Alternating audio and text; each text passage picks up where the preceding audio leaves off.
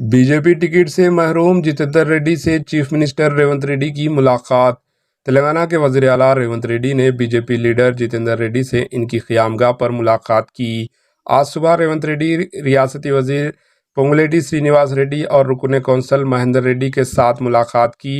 ये मुलाकात एक ऐसे वक्त हुई जब हल्के लोकसभा महबूबनगर से टिकट के ख्वाहिशमंद जितेंद्र रेड्डी इनको पार्टी की जानिब से नज़रअंदाज करने पर नाराज़ हैं।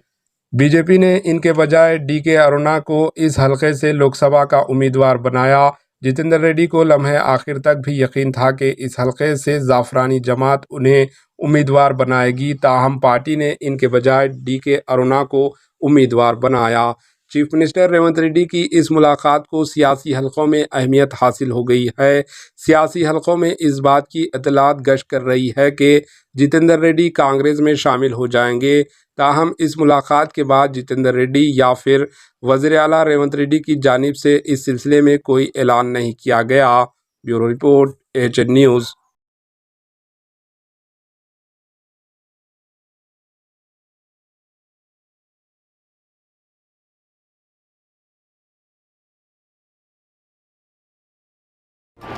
AHN न्यूज़ को लाइक करें, शेयर करें और सब्सक्राइब करना ना भूलें।